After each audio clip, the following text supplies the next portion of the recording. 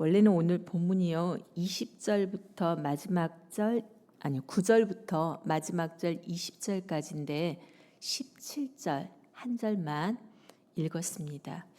질문 하나 드리겠습니다. 우리의 삶이 힘들수록 우리는 어떻게 살아야 할까요? 우리의 삶이 힘들수록 우리는 어떻게 살아야 할까요? 질문에 대한 답이 여러 가지로 나올 수 있을 것 같습니다. 그런데 오늘 주시는 말씀에서는요, 우리의 삶이 힘들수록 어떻게 살아야 된다라고 말씀하시냐면 복음으로 살라라고 말씀하십니다. 힘들수록 복음을 붙들라라고 우리에게 말씀하십니다.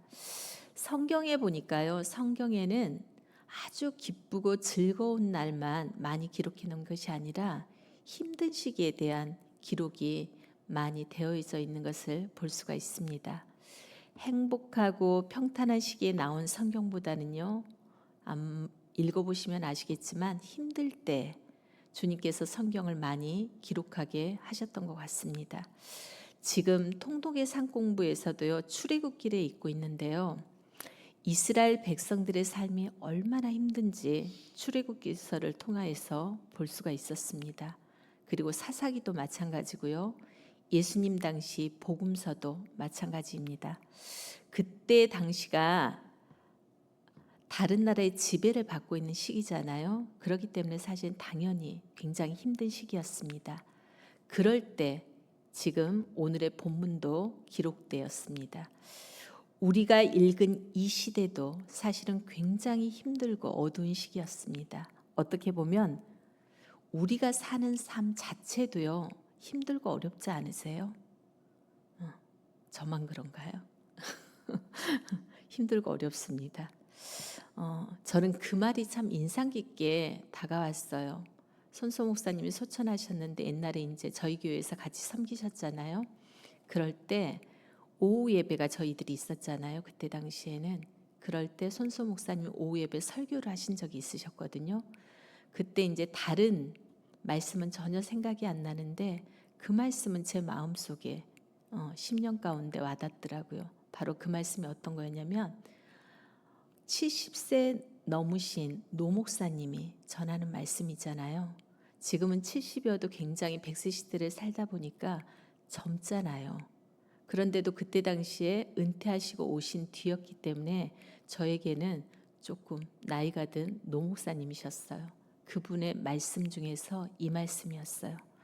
한 고난 지나갔더니 또 한 고난이 찾아오고 그 고난 지나갔더니 또 고난이 찾아오더라. 그 말씀이셨어요. 네. 그게 그분의 인생의 고백이셨거든요. 근데 그 말씀이 저에게 참 많이 마음에 와닿았어요. 저도 이제 내일 모레면 60이거든요. 생각보다 많이 먹었죠. 그런데 짧으면 짧고 길면 긴 인생을 살았는데 저는 그 말이 참 마음에 와 닿아요.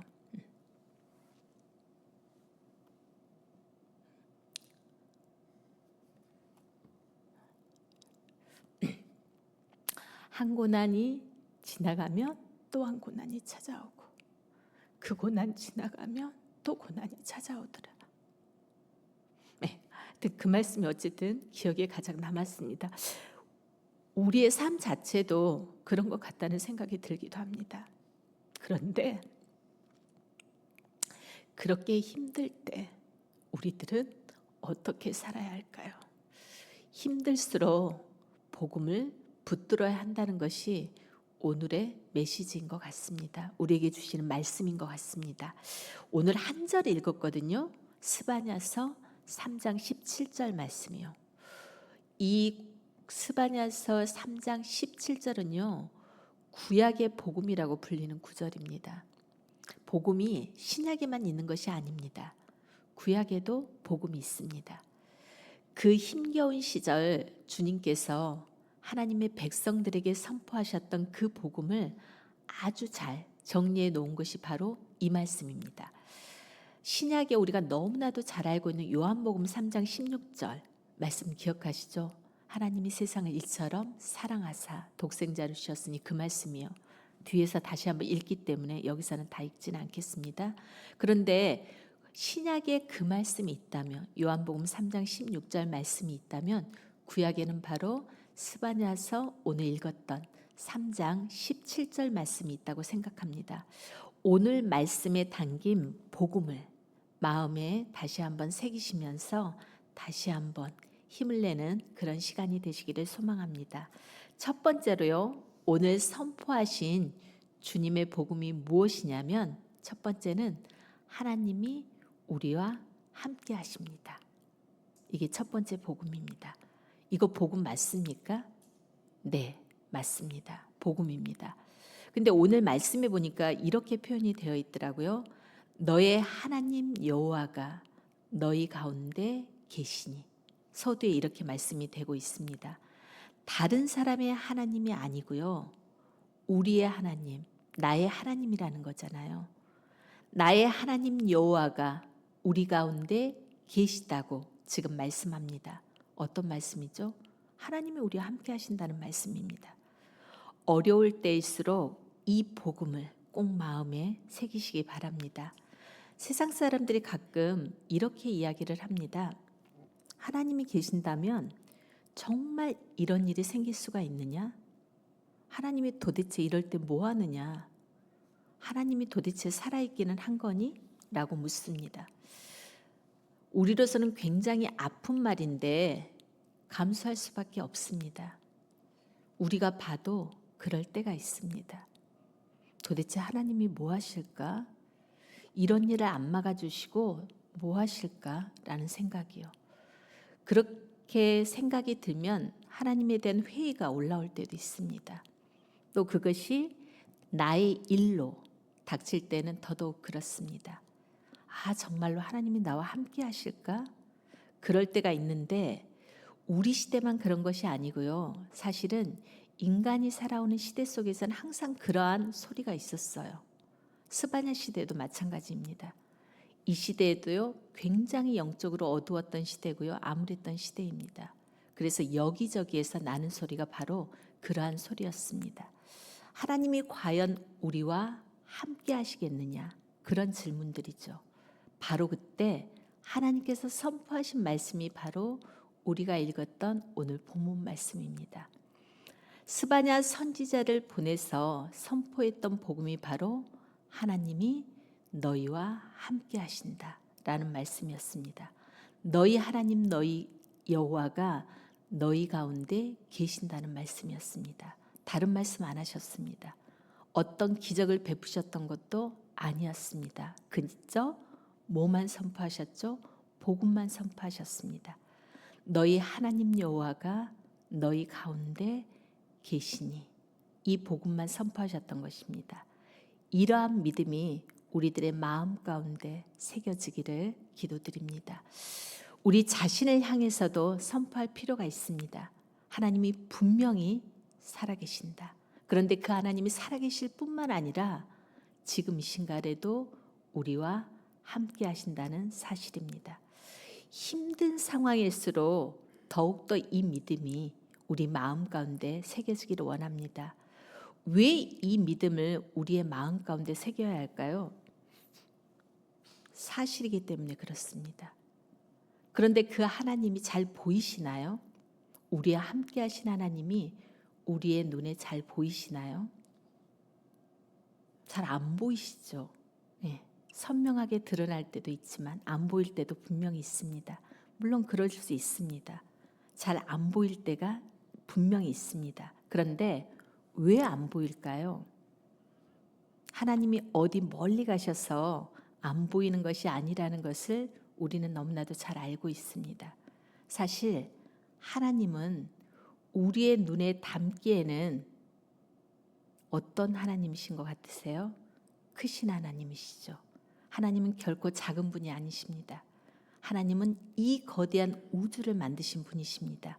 그러므로 어쩌면 우리의 눈에 들어오지 않는 것이 당연한지도 모릅니다. 그런데 감사하게도 그 크신 하나님이 우리의 크기로는 측량할 수 없는 그 하나님이 어떻게 하신다고요? 우리와 함께 하신다는 사실입니다. 그러므로 우리는 하나님인 우리의 눈에 들어오지 않을지라도 나와 함께 하시는 이 하나님을 믿으시고 승리하는 그런 하루가 되기를, 그런 일주일이 되기를, 그런 우리의 인생이 되기를 주님의 이름으로 축복합니다. 두 번째는요, 오늘 본문 스바냐서 3장 17절을 통해서 우리가 볼 수 있는 두 번째 복음은요, 어떤 하나님이시냐면 전능하신 하나님입니다. 방금 너의 하나님 여호와가 너의 가운데 계시니라고 읽었잖아요. 그 다음 구절을 한번 같이 보겠습니다. 아주 짧은 구절이죠. 너의 하나님 여호와가 너희 가운데 계시니 어떤 하나님이라고 말씀하고 계시나요? 그는 구원을 베푸실 전능자이시라 라고 말씀하십니다. 그는 구원을 베푸실 전능자이십니다. 우리 하나님은 어떤 분이십니까? 전능하신 하나님이십니다. 약한 분이 결코 아닙니다. 하나님이 우리와 함께 하는데 하나님이 우리처럼 약한 분이라고 한다면 굉장히 아쉽습니다. 나도 약한데 하나님까지 약한다고 하면 정말로 아쉽습니다. 그러면 오늘 말씀이 우리에게 복음이 될 수가 없습니다. 그런데 이 말씀이 우리에게 복음이 되는 이유는 나와 함께 하시는 그 하나님이 어떤 하나님이라고요? 우리에게 구원을 베푸실 전능자 하나님이시라는 것입니다. 우리 하나님이 전능하신 하나님이십니다. 전능하다라는 말은 사전적 의미로는 어떤 말이죠? 우리가 너무나 잘 알고 있죠. 모든 것을 다 할 수 있는 능력을 가지신 분이라는 뜻입니다. 그런데 조금 저는 다른 뜻으로 생각해 보았습니다. 저는 이 찬양이 전능을 잘 설명할 수 있는 적절한 찬양이라고 생각이 들거든요. 우리가 너무나 잘 알고 있는 찬양인데 우리 CCM 중에서 우리가 잘 알고 있는 나는 믿네라는 찬양이 있습니다. 잘 아시죠? 거기 가사 중에 이런 가사가 있는데요. 어떤 가사가 있냐면 내가 겪는 시험이 어렵고 힘겨워도, 제가 찬양을 잘 부르면 부르고 싶은데 내가 겪는 시험 맞나요? 하여튼 그런 찬양이 있습니다. 거기에 가사에 내가 겪는 시험이 어렵고 힘겨워도 내 주님보다 크지 않네 라는 가사가 있습니다. 아시죠? 우리가 살다 보면 시험이 있고 어려움이 반드시 있습니다. 근데 이 어려움이 크게 다가올 때도 분명히 있죠. 그런데 이 가사에 고백하기를 어떻게 고백한다고요? 내가 겪는 시험이 어렵고 힘겨워도 누구보다는 크지 않다고요? 내 주님보다는 크지 않대요. 그렇기 때문에 우리는 이 시험과 힘겨움을 이길 수가 있을 것 같아요. 왜요? 주님보다 그게 크지 않는 거예요. 그 시험이 크지가 않아요. 누구보다요? 나의 주님보다는. 그 힘겨움이 크지가 않는 거예요. 누구보다는요? 우리가 믿고 있는 주님보다는. 그러니까 그 힘겨움을 우리가 견딜 수가 있고 이겨낼 수가 있는 것입니다. 우리에게 닥친 어려움보다 우리의 주님이 더 크십니다. 믿으십니까? 그걸 믿고 사시면 너무 좋겠습니다. 폭풍을 한번 생각해 보십시오. 폭풍이 작지는 않습니다. 그죠?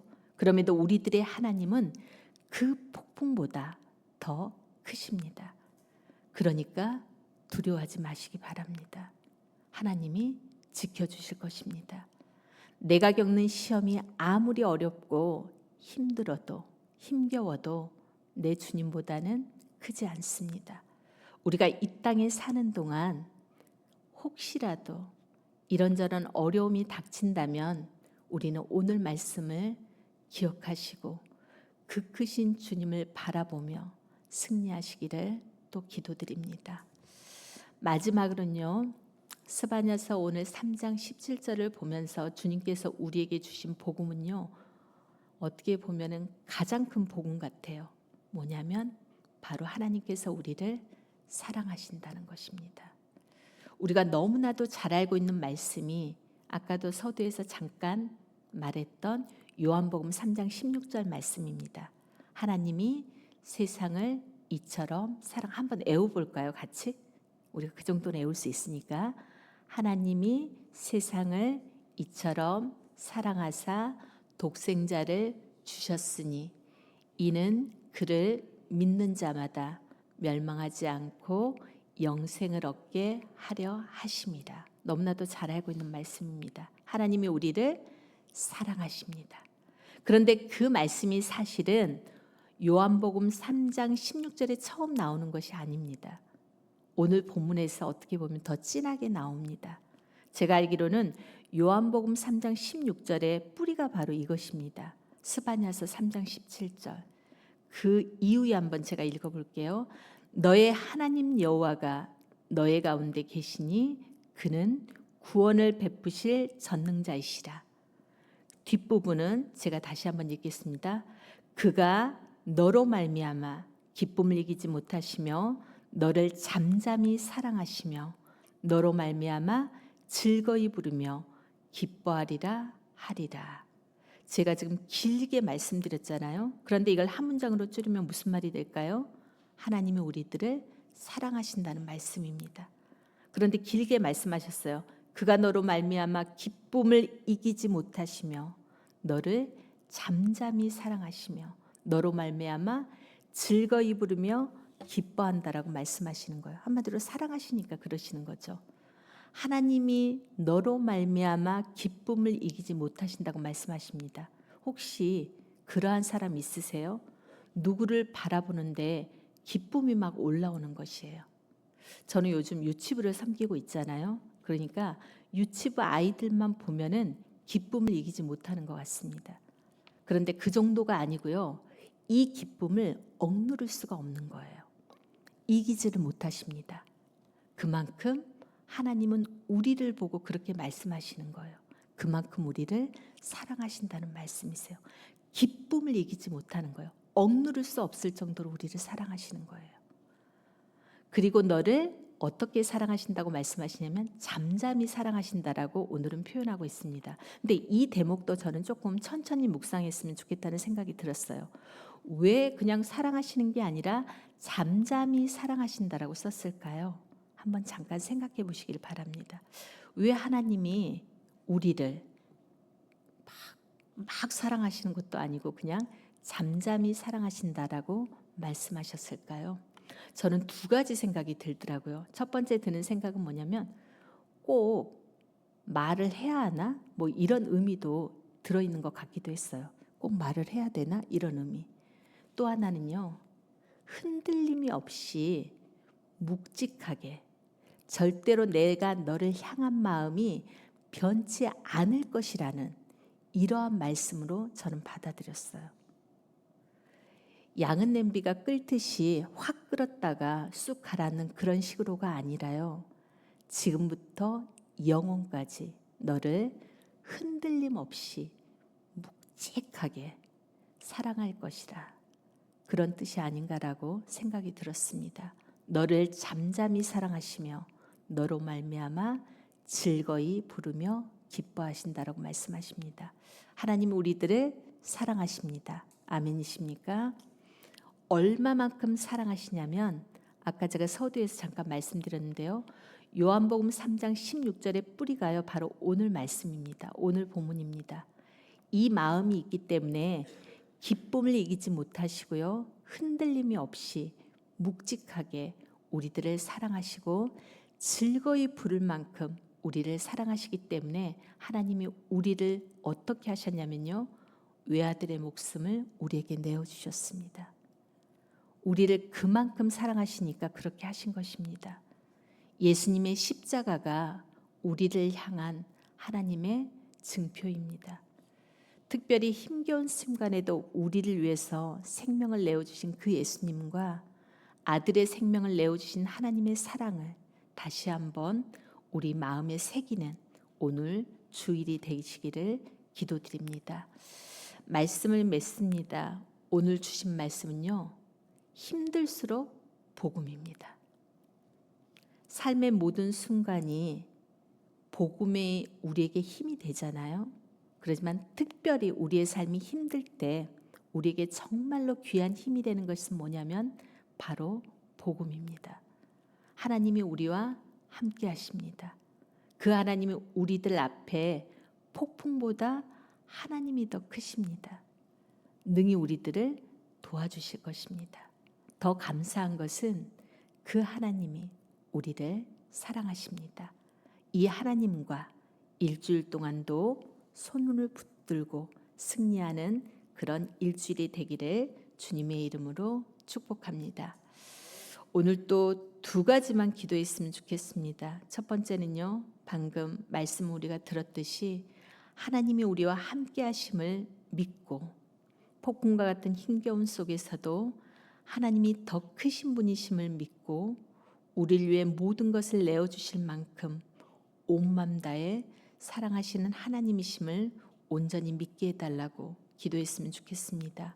그리고요, 세 가지네요. 두 번째는요, 이 복음의 힘을 경험하는 삶 가운데서 경험하는 우리들 되게 하여 주시옵소서. 마지막으로는요, 복된 주일입니다. 하나님, 오늘 또 우리가 예배 자리에 나옵니다. 하나님, 예배 자리에 나오는 모든 성도들이 하나님께 집중하는 시간이 될 수 있도록 도와주시고요, 하나님께만 집중해서 하나님만을 즐거워하고 기뻐하는 시간이 될 수 있도록, 오늘 또 말씀을 통해서 회복되는 시간이 될 수 있도록, 오늘 또 말씀을 통해서 하나님의 사랑을 깊이 깨닫는 시간이 될 수 있도록 인도해 주시도록 이 모든 기도 제목을 붙들고 오늘 또 우리가 주님 앞에 나아가기를 원합니다. 기도하시겠습니다.